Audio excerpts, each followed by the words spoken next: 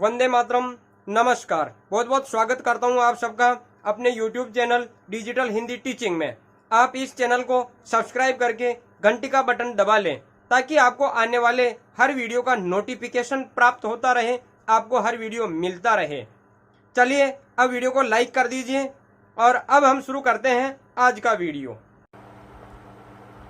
हम अध्ययन कर रहे थे सर्वनाम का और इससे पिछले वाले वीडियो में हमने सर्वनाम की परिभाषा और पुरुषवाचक सर्वनाम के बारे में पढ़ा था। आज हम उससे आगे अध्ययन करने वाले हैं। तो सबसे पहले हम पढ़ते हैं निश्चयवाचक सर्वनाम। निश्चयवाचक सर्वनाम किसे कहते हैं, क्या होते हैं? तो निश्चयवाचक सर्वनाम की परिभाषा हम देखते हैं। जो सर्वनाम शब्द पास या दूर स्थित किसी व्यक्ति या पदार्थ की ओर निश्चित संकेत करते हैं वे निश्चयवाचक सर्वनाम कहलाते हैं। अर्थात जो सर्वनाम शब्द किसी निश्चित व्यक्ति, किसी निश्चित वस्तु या किसी निश्चित घटना की ओर संकेत करते हैं वे निश्चयवाचक सर्वनाम कहलाते हैं। कौन कौन से होते हैं निश्चयवाचक सर्वनाम, देखते हैं। निकट के लिए प्रयुक्त होने वाले निश्चयवाचक सर्वनाम है यह और ये। दूर के लिए वह और वे। उदाहरणों के माध्यम से हम समझने का प्रयास करते हैं। यह पुस्तक किसकी है? निश्चित पुस्तक की ओर संकेत करके कहा जा रहा है। उसी पुस्तक के बारे में कहा जा रहा है, उसी पुस्तक के बारे में पूछा जा रहा है। वे कौन खेल रहे हैं? जो लोग खेल रहे हैं केवल उनके बारे में पूछा जा रहा है, उनकी ओर संकेत किया जा रहा है। वह साइकिल मेरी है, ये किताबें शीला की है, जो किताबें पढ़ी है उनकी तरफ इशारा करके कहा जा रहा है, दूसरी किताबों के बारे में नहीं कहा जा रहा है। कुछ निश्चित पुस्तकों की तरफ, निश्चित किताबों की तरफ इशारा करके कहा जा रहा है कि ये किताबें ही शीला की है, दूसरी नहीं है। वह फल कड़वा है, वह फल सड़ चुका है, वह बच्चा किसका है? यह खेत रामलाल का है। खेत की तरफ इशारा करके कहा जा रहा है, जो कि निश्चित खेत की तरफ इशारा किया जा रहा है कि यही खेत रामलाल का है। यह गाय मेरी है, वह बालक रो रहा है, जो बालक रो रहा है उसकी ओर इशारा करके कहा जा रहा है, उसी बालक की ओर संकेत किया जा रहा है, इसलिए ये निश्चयवाचक सर्वनाम कहलाते हैं। आगे हम देखते हैं अनिश्चयवाचक सर्वनाम। अनिश्चयवाचक सर्वनाम किसे कहते हैं? जिन सर्वनाम शब्दों से किसी भी व्यक्ति या पदार्थ का निश्चित संकेत नहीं मिलता है वे अनिश्चयवाचक सर्वनाम कहलाते हैं। संशय की स्थिति उत्पन्न हो जाती है, पता नहीं चलता, निश्चित नहीं हो पाता, तो वे सर्वनाम शब्द जिनसे कुछ भी निश्चित नहीं हो पाता है वे अनिश्चयवाचक सर्वनाम कहलाते हैं। कौन कौन से होते हैं? कुछ और कोई।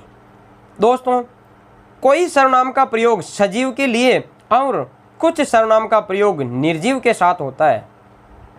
उदाहरण से हम देखते हैं, छत पर कोई घूम रहा है, निश्चय नहीं हो पा रहा है कि कौन घूम रहा है। संशय की स्थिति उत्पन्न हो रही है कि कौन घूम रहा है, पता नहीं चल रहा कौन घूम रहा है। चाय में कुछ गिर गया, पता नहीं चला कि क्या गिरा है, लेकिन संदेह की स्थिति उत्पन्न हो गई कि कुछ गिर गया है, पता नहीं चल पा रहा, निश्चित नहीं हो पा रहा है। उसने 2 दिन से कुछ भी नहीं पिया, क्या नहीं पिया? कुछ भी नहीं पिया, निश्चित नहीं हो पा रहा है क्या क्या नहीं पिया। दरवाजे पर कोई खड़ा है, पता नहीं कौन खड़ा है, दरवाजे पर कोई खड़ा है। कोई तो आकर मेरी मदद करे, कोई भी आकर, निश्चित इशारा नहीं हो रहा है कि कौन आए, कोई आकर मेरी मदद करे। तुम अब तो कुछ खा लो, कुछ खा लो, क्या खा लें? कुछ खा लो, कुछ भी, निश्चित इशारा नहीं किया जा रहा है कि तुम ये चीज़ खाओ। कोरोना कुछ दिन का मेहमान और है, कितने दिन का? कुछ दिन का, संकेत नहीं मिल पा रहा है कितने दिन का मेहमान और है, कुछ दिन में चला जाएगा, कितने दिन में जाएगा? कुछ दिन में। अनिश्चयवाचक सर्वनाम होते हैं जिनसे कुछ संकेत स्पष्ट नहीं होते हैं। अब हम देखते हैं संबंधवाचक सर्वनाम। वाक्यों में परस्पर संबंध स्थापित करने के लिए जिन सर्वनाम शब्दों का प्रयोग किया जाता है वे संबंधवाचक सर्वनाम कहलाते हैं। कौन कौन से होते हैं? जो, सो, जिसकी, उसकी, जो, वो, जो, वह, ये संबंधवाचक सर्वनाम है। देखते हैं उदाहरणों के माध्यम से। जिसकी लाठी उसकी भैंस। भैंस का संबंध स्थापित किया जा रहा है, जिसकी लाठी है, जिसके पास लाठी है उसी की भैंस होंगी, बाकी और की नहीं। जो करेगा सो भरेगा, जो सत्य बोलता है वह नहीं डरता, जो सोएगा वो खोएगा। यह हरकत जिसकी है उसकी पिटाई होगी, जिसकी है उसी की पिटाई होगी। उस हरकत से संबंध, पिटाई का संबंध किससे है? हरकत करने वाले से संबंध स्थापित किया जा रहा है। जो मेहनत करेगा वह आगे बढ़ेगा, जो मेहनत करेगा वही आगे बढ़ेगा। आगे बढ़ने वाले का संबंध मेहनत करने वाले से। आगे हम देखते हैं प्रश्नवाचक सर्वनाम क्या होते हैं। नाम से ही स्पष्ट हो रहा है कि जिन सर्वनाम शब्दों का प्रयोग प्रश्न पूछने के लिए होता है वे प्रश्नवाचक सर्वनाम कहलाते हैं। कौन कौन से होते हैं? क्या, कौन, किसे, किससे, किसने। इन शब्दों का प्रयोग हम प्रश्न पूछने के लिए करते हैं।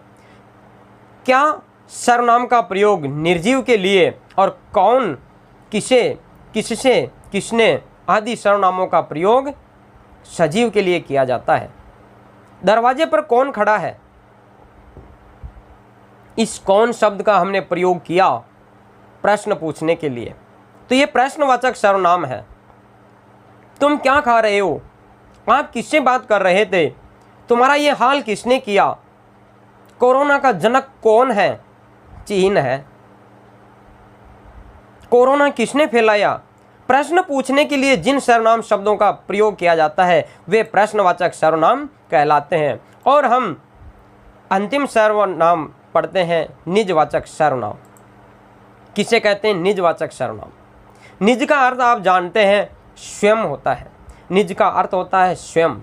जिन सर्वनाम शब्दों का प्रयोग स्वयं या खुद के लिए होता है, जिन सर्वनाम शब्दों से स्वयं और अपने का बोध होता है वे निजवाचक सर्वनाम कहलाते हैं।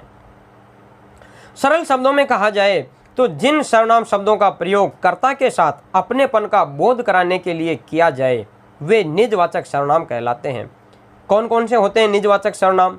स्वयं, खुद, आप, मेरे, मेरा, अपना, ये निजवाचक सर्वनाम है। उदाहरणों के माध्यम से हम देखते हैं। मोहन अपना कार्य स्वयं कर लेगा। स्वयं मोहन के लिए प्रयुक्त हुआ है, कर्ता के लिए अपनेपन का है, वो खुद ही वो काम करेगा। मैं खुद खा लूँगा, मैं अपना कार्य कर रहा हूँ। आप भला तो जग भला। स्वयं, अगर स्वयं भले हैं तो जग भला। आप भला तो जग भला। स्वयं के लिए स्वयं का बोध कराते हैं कि अगर खुद भले हैं तो पूरा जग भला लगता है। आप मेरे को मत सिखाओ, मैं मेरा काम कर लूँगा, मैं खुद वहाँ मौजूद था। खुद निजवाचक सर्वनाम है। उसने स्वयं ने ही अपने पैरों पे कुल्हाड़ी मारी है। उसने स्वयं ने ही अपने पैरों पे कुल्हाड़ी मारी है। स्वयं निजवाचक सर्वनाम। वह अपने आप समझ जाएगा, अपने आप खुद के लिए प्रयोग किया जाएगा। तो जिन सर्वनाम शब्दों का प्रयोग अपनेपन के लिए होता है वे निजवाचक सर्वनाम